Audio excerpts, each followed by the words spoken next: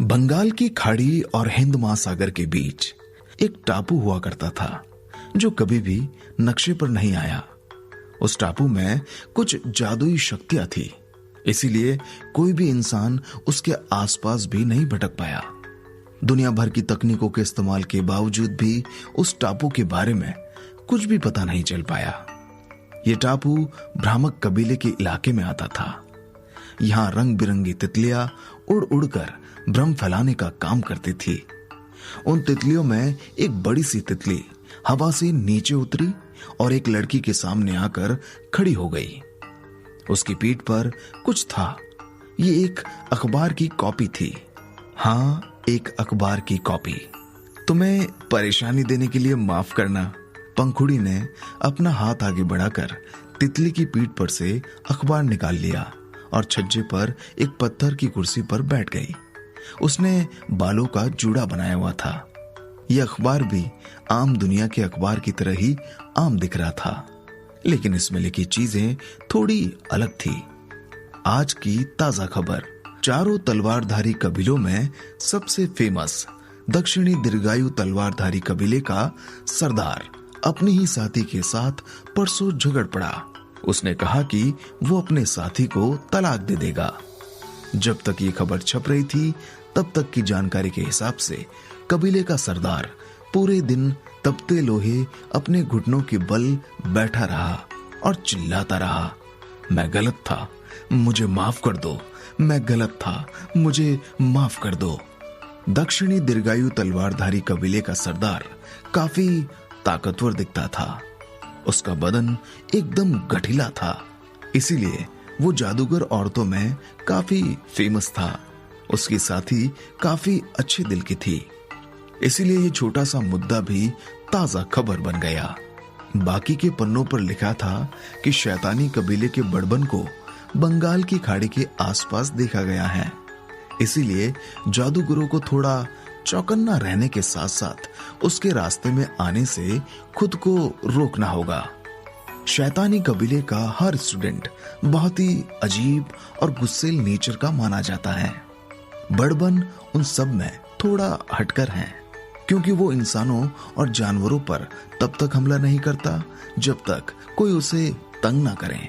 हालांकि बड़बन के अंदर एक अलग तरह की खूबी थी कि बचपन से ही लोग उसे तंग कर देते थे। जब वो कहीं खड़ा होकर कबाब खा रहा था तो किसी ने उसे ये कहकर तंग कर दिया कि वो ऐसे देखने में अजीब लग रहा है। ऐसे में उसे ये बात बुरी ना लगे तो कोई दिक्कत नहीं थी, लेकिन शैतानी कबीले का होने के कारण उसका भी गुस्सेल नेचर ही है। इसी कारण एक खबर बन गई कि कबाब से हुआ कत्ल। इसके अलावा अभी अभी खबर मिली है कि कुछ जादूगरों ने जुए में किस्मत आजमाकर भूतिया पत्थर जीत लिए। साथ ही साथ एक जादूगर समुंदर पार करके पश्चिम की ओर किसी बड़े जादूगर को चुनौती देने गया और उनका पूरा खजाना जीत कर आ गया। आजकल पूर्व के जादूगर पश्चिम के जादूगरों को बहुत चुनौतियां देने लगे हैं।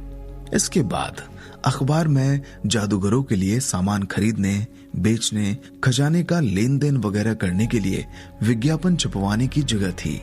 अगर किसी को भी इन्हें पढ़कर सामान की कीमत ठीक लगती थी या अगर कोई खजाने की अदला बदली करना चाहता था तो वो सीधा उसके मालिक से बात कर सकता था।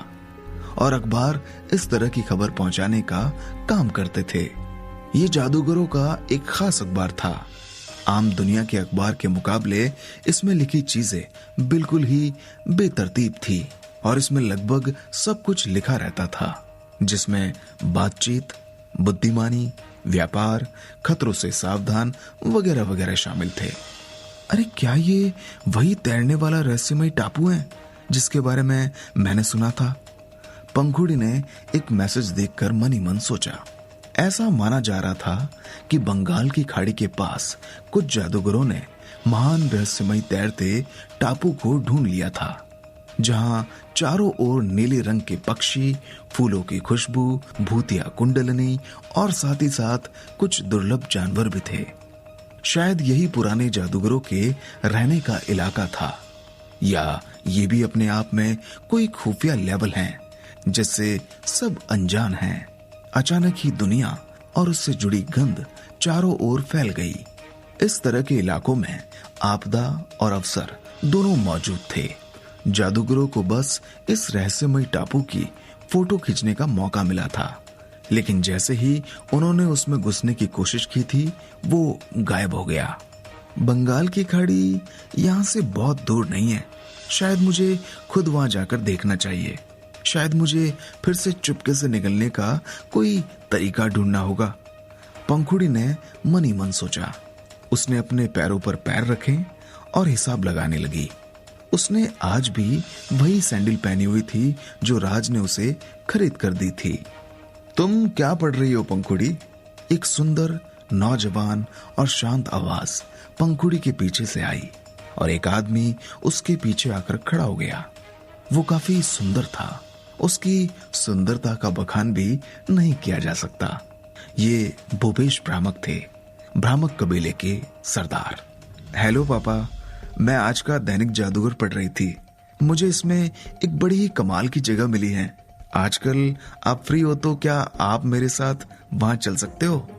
पंखुड़ी ने अपने दोनों हाथों में अखबार पकड़कर आंखों में चमक लाते हुए कहा, तुम्हें बाहर जाकर फिर से मस्ती करनी है, लेकिन अभी तुम्हें भूतों से संपर्क साधने की कोशिश करना सीखना है। जब तुम ये सीख जाओगे तो मैं खुद तुम्हें बाहर ले चलूंगा। फिर जितना मन चाहे उतनी मस्ती करना। अब तुम मुझसे वादा करो, अपना वादा तोड़ोगी तो नहीं? भूपेश ने अपनी भौहें चढ़ाकर स्माइल करते हुए कहा। भले ही पंखुड़ी चुपके से मस्ती करने निकल गई थी, लेकिन फिर भी भूपेश ने उसे डांटा नहीं था।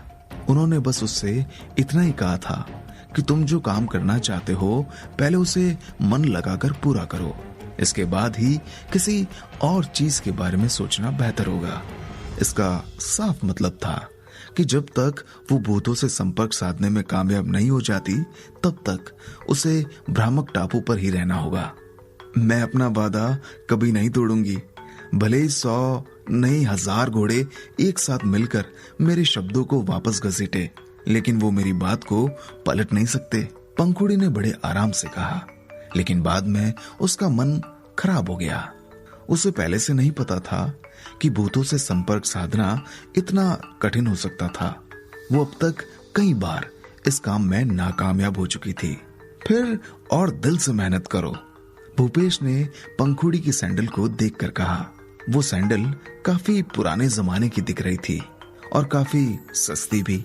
उसने इसके पहले कभी भी अपनी बेटी को इस तरह की सैंडल पहने नहीं देखा था। क्या इसने ये सैंडल भूत पकड़ने के दौरान खरीदी थी? भूपेश के दिमाग में बस यही सवाल लगातार चल रहा था। भले ही सैंडल दिखने में ज्यादा अच्छी नहीं थी, लेकिन पंखुड़ी ने पहली बार खुद से कुछ खरीदा था, इसीलिए उसका हौसला बढ़ाना भूपेश का कर्तव्य था। वो एक अच्छा पिता था। तुमने ये सैंडल कब खरीदी? ये तो काफी बढ़िया दिख रही है। तुम मेरी बड़ी ही प्यारी बच्ची हो, भूपेश ने सैंडल की तारीफ करते हुए कहा।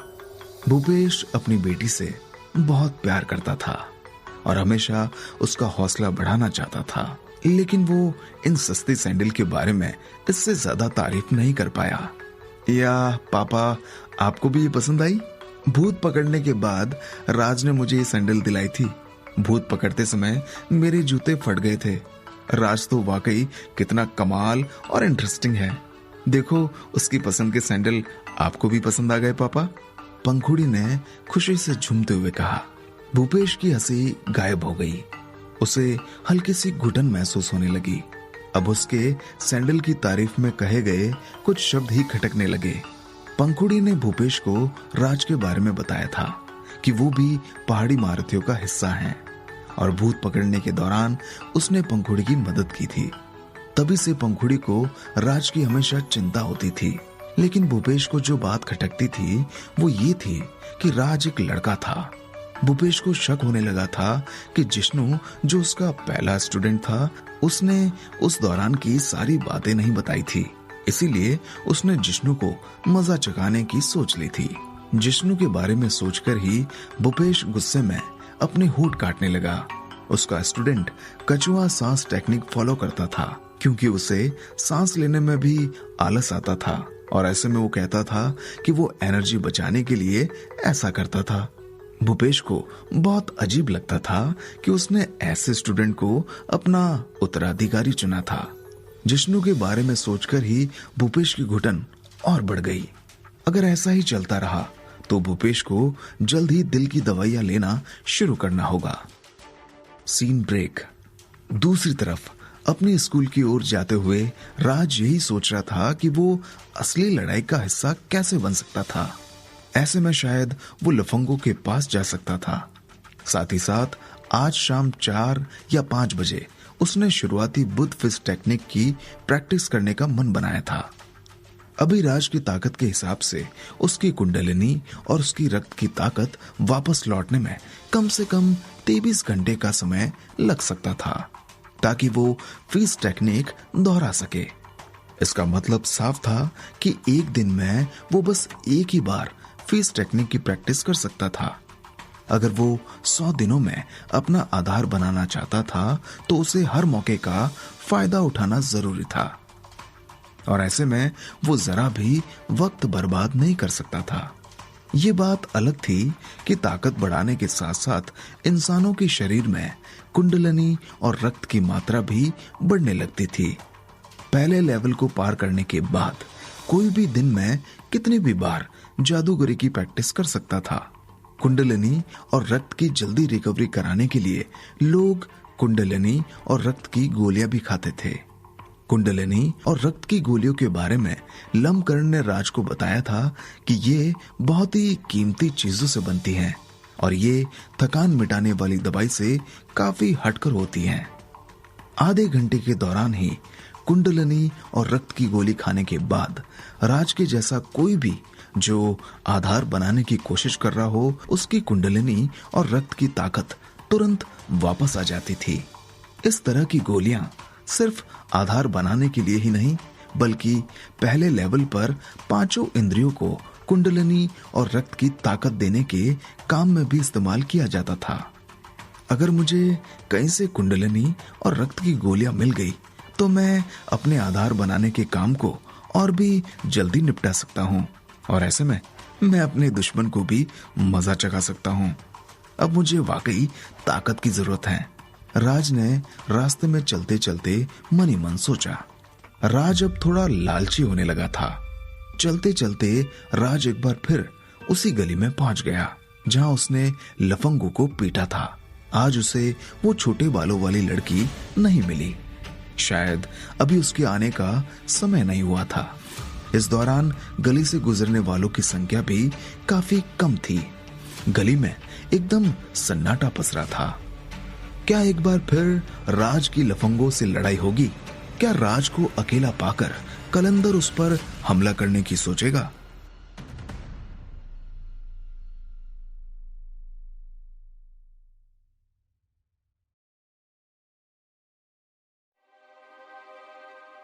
राज के सामने से एक नौकरी करने वाले अंकल एक हाथ में सूटकेस लेकर और दूसरे हाथ से अपना फोन ढूंढते हुए काफी जल्दबाजी में चले जा रहे थे। जब वो अपना फोन ढूंढ रहे थे तभी बहुत से कागज जमीन पर गिर गए, लेकिन अंकल ने देखा भी नहीं और आगे बढ़ गए। शुरुआत में तो राज ने उन्हें बस मामूली कागज समझा, लेकिन जब राज ने उन्हें ध्यान से देखा तो वो असल में काफी सारे नोट थे। अरे अंकल, आपके पैसे! राज तुरंत ही उन पैसों की तरफ दौड़ा और उसने उन्हें उठा लिया। ये करीब 150 नोटों का एक बंडल था। राज को दूसरों की मदद करने में खुशी मिलती थी। इस बोरियत भरी दुनिया में दूसरों की मदद करना ही राज के लिए खुशी हासिल करने का एकमात्र साधन था। भले ही अब वो जादूगरी की दुनिया से रूबरू हो गया था, लेकिन वो अभी भी दूसरों की मदद करने जैसे अच्छे काम को नहीं छोड़ना चाहता था। राज को हमेशा ही दूसरों की मदद करना पसंद आता था और वो दूसरों की मदद करने के लिए हरदम तैयार रहता था। कई बार तो राज दूसरों की मदद करने के मौके की तलाश में भी रहता था। उस नौकरी वाले आदमी ने अपना सिर मोड़ा और राज को शक की निगाह से देखने लगा। अंकल, आपके पैसे गिर गए, राज ने आवाज लगाकर कहा। राज के हाथों में नोटों का बंडल देखकर अंकल का चेहरा खुश हो गया। हालांकि उन्होंने तभी कुछ सोचा और उनकी खुशी अचानक डर में बदल गई। तुम कोई जालसाज हो, है ना? मैंने इंटरनेट पर देखा था कि जब कोई आपसे कहे कि आपके पैसे गिर गए हैं तो इसका मतलब साफ है कि वो आपको अपने जाल में फंसा रहा है। ऐसे में हमें नजरअंदाज करते हुए उनके जाल में नहीं फंसना चाहिए। इसीलिए मैं तुम्हारे जाल में नहीं फंसने वाला। तुम मुझसे दूर ही रहो तो बेहतर होगा। मैं तुम्हारे बहकावों में नहीं आने वाला। मैंने तुम्हारे जैसे कई देखे हैं, अंकल ने धीमे से बड़बड़ाकर कहा। इतना कहकर अंकल तुरंत ही चलने लगे। वो राज की बात ही नहीं सुनना चाहते थे। उन्होंने राज के बारे में पहले ही बिल्कुल अलग ढंग से सोच लिया था। राज की अच्छाई इन अंकल के सामने मिट्टी के मोल की भी नहीं थी, बल्कि अंकल ने तो राज को धोखाधड़ी करने वाला लफंगा समझ लिया था। थकान मिटाने वाली दवाई खाने के बाद राज के सुनने की शक्ति काफी अच्छी हो गई थी। उसे अंकल की कही पूरी बात सुनाई दे गई थी। अंकल अगर इससे भी धीमे बोलते तो भी शायद राज को उनकी पूरी बात सुनाई दे जाती। अंकल, मैं कोई जालसाज नहीं हूं। ये आपके ही पैसे हैं जो अभी अभी आपकी जेब से गिर गए हैं। आप अपनी जेब चेक करके देख लो। आखिर मैं आपको पैसे का लालच देकर धोखा क्यों दूंगा? आपको मुझ पर यकीन करना होगा, राज ने चिल्लाकर कहा। अंकल के चेहरे के एक्सप्रेशन और भी खराब हो गए। अब वो और तेजी से चलने लगे और जल्द ही गायब हो गए। वो यही समझ रहे थे कि राज उन्हें जाल में फंसा रहा है। उन्हें राज की किसी भी बात पर यकीन नहीं था। उन्होंने राज को जो समझा था वो उनके दिमाग से इतनी आसानी से नहीं जाने वाला था। उनके दिमाग में इस तरह की बातें करने वालों की इमेज पहले से ही सेट थी। नोट हिलाते हुए राज अपनी ही जगह पर खड़ा रह गया। वो समझ गया था कि अंकल उसे बेवकूफ समझकर निकल गए थे। थोड़ी देर बाद राज ने सारे नोट खुद ही रख लिए। अगर नोटों का मालिक ही उन्हें नहीं रखना चाहता था तो जिसे भी ये नोट मिलते थे ये उसी के हो गए थे। लेकिन ये चीज हर जगह सही नहीं थी। अगर कोई अपनी पत्नी को कहीं रास्ते में छोड़ दे तो जिसे भी वो मिलेगी वो उसकी पत्नी नहीं कहलाएगी। खैर, राज फिलहाल अपने स्कूल की तरफ चल पड़ा। 7:30 बज चुके थे। राज की सुबह की क्लास शुरू हो गई थी, लेकिन राज का मन पढ़ाई में नहीं लग रहा था। उसने अपनी कॉपी को खड़ा करके रख लिया और अपनी डिवाइस निकालकर पहाड़ी मारुतियों का ग्रुप खोल लिया। उसमें उसने दिमागी शक्ति बढ़ाने का फोल्डर खोला और उसे पढ़ने लगा। राज के स्कूल में किसी भी टीचर को फर्क नहीं पड़ता था कि कोई उसकी बात सुन रहा है या क्या कर रहा है। हालांकि रोहन की तरह हरकत करना भी किसी भी हद तक ठीक नहीं था, जो बीच क्लास के दौरान ही टीचर की फोटो और पोस्ट को लाइक कर देता था। राज के स्कूल टीचर भी सोशल मीडिया पर पोस्ट और फोटो डालते रहते थे। ऐसे में अगर टीचर की नजर अपने फोन पर पड़ जाए तो इसका ये मतलब निकलता कि टीचर का ध्यान पढ़ाने से ज्यादा अपने फोन पर है। रोहन के जैसी बेवकूफी भरी हरकत देखकर किसी शांत टीचर को भी गुस्सा आ सकता था। हालांकि जब राज ने दिमागी शक्ति बढ़ाने वाले फोल्डर को पढ़ना शुरू किया तो उसे शल्य की बात याद आ गई कि इसे समझना और सीखना बहुत ही आसान है। इसलिए उसने क्लास के दौरान ही इसे सीखने का मन बना लिया। राज हमेशा तुरंत किसी चीज को सीख लेने वालों में से था। एक जादूगर के दिमाग की शक्ति उसके अंदर की एनर्जी और बाहर की एनर्जी को काबू करने और उसे दिशा देने के काम आती थी। हालांकि दिमागी शक्ति ऐसा कीमती खजाना थी जो अगर केवल अंदर और बाहर की एनर्जी को काबू करने और दिशा देने में इस्तेमाल की जाए तो सिर्फ बर्बाद ही कहलाएगी। दिमागी शक्ति के विकास और इसके कामों को मद्देनजर रखते हुए हर कबीले की अपनी एक खास खुफिया टेक्निक बन गई थी। कुछ दिमागी शक्तियां तो ऐसी थी जिनके बारे में किसी को खबर भी नहीं लग पाती थी। ऐसे लोग किसी का भी कत्ल, मार्शल आर्ट और जादू के मंत्रों से भी ज्यादा बेहतर तरीके से कर लेते थे।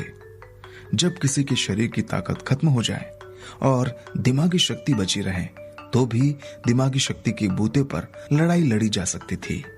जन्मेजय का दिमागी शक्ति वाला लेख दिमागी शक्ति के 3 मुख्य उपयोगों के बारे में था, जिसमें दिमागी शक्ति को चारों तरफ या अपने टारगेट की तरफ फैलाकर उसकी खोज की जा सकती थी। एक टेक्निक में अपनी दिमागी शक्ति को थोड़ा सा इस्तेमाल करके चौकन्ना रहा जा सकता था, जो कि अपनी मौजूदगी को छुपाने के काम भी आती थी। ये बात अलग थी कि हर वक्त दिमागी शक्ति को एक्टिवेट करके रखना आसान नहीं था, खास तौर पर सोते वक्त। इसे बेहतर बनाने के लिए हर किसी को काफी ट्रेनिंग की जरूरत पड़ती थी। आखिर में अपनी पूरी दिमागी शक्ति को अपने विरोधी को जकड़ने या दबाव डालने के लिए छोड़कर इस्तेमाल किया जाता था। इस टेक्निक का इस्तेमाल कमजोर लोगों को सताने में किया जाता था। अगर किसी का सामना अपने से बेहतर दिमागी शक्ति वाले से होता है तो उसका मजाक बनना लाजमी है। ऐसे में आपके विरोधी को बिना मेहनत ही कामयाबी हासिल हो सकती है। खोज, चौकन्नापन, दमन, ये 3 तरीके जन्मे जने इस तरह से बनाए थे कि आधार बनाने वाला जादूगर भी इनका इस्तेमाल कर सकता था। साथ ही साथ ये दिमागी शक्तियां उतनी ही आसानी से सीखी जा सकती थी जैसे कोई कंप्यूटर चलाना सीख सकता था, और फिर इन शक्तियों को अपने हिसाब से इस्तेमाल किया जा सकता था। मुझे समय का सही इस्तेमाल करके इसका नतीजा देख लेना चाहिए। पूरा पढ़ने के बाद राज के मन में नई करतूत सूझी। खोज और चौकन्नापन दूसरों पर असर नहीं करता था, लेकिन दमन दूसरों पर काम कर सकता था। खोज और चौकन्नापन दूसरों पर असर नहीं करता था, लेकिन दमन दूसरों पर काम कर सकता था। अगर वो शुरुआती 2 को क्लास में भी करके देखे तो कोई बुरा नतीजा नहीं निकल सकता था।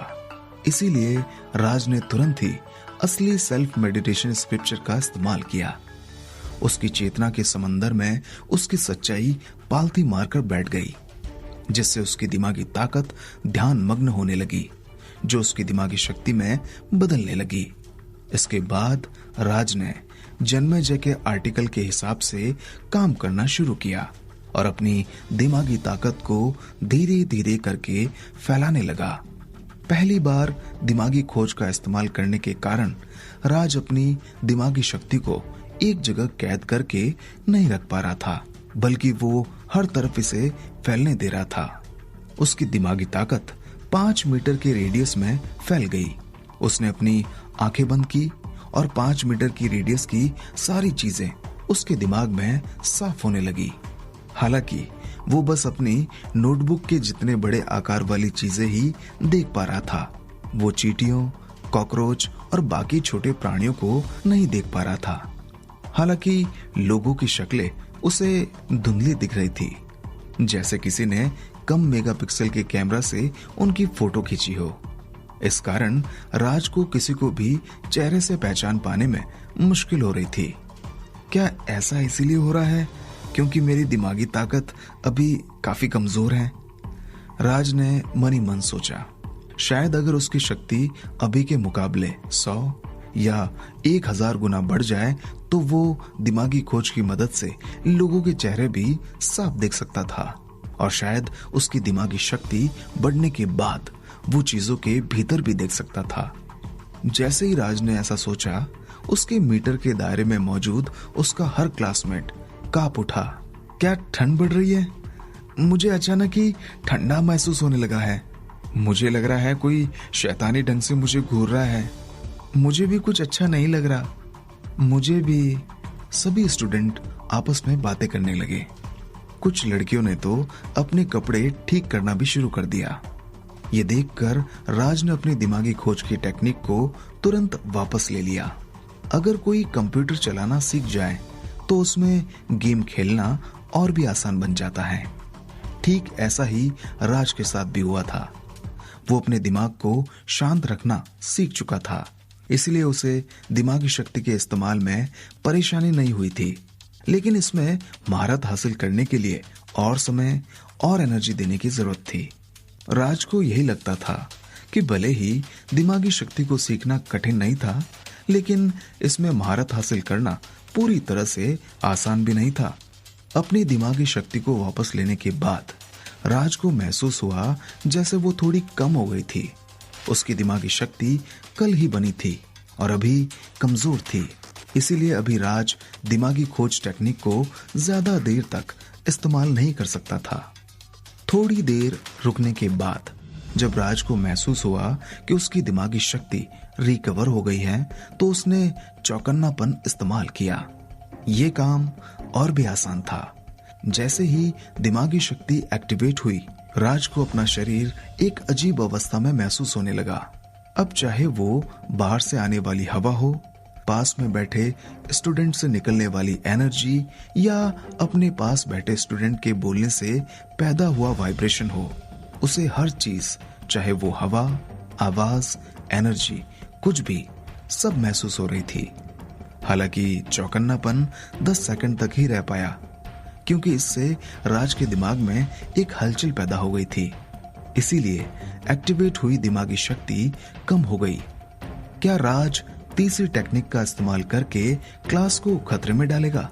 क्या राज इस दिमागी शक्ति के इस्तेमाल से कलंदर को ढूंढ पाएगा?